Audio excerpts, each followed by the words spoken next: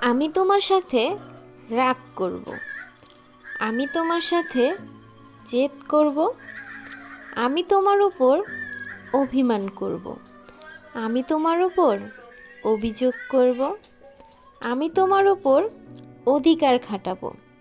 কারণ তুমি একান্তই আমার, তুমি শুধুই আমার, তুমি একমাত্র আমার, তুমি ব্যক্তিগতই আমার, তুমি শুধুই আমার।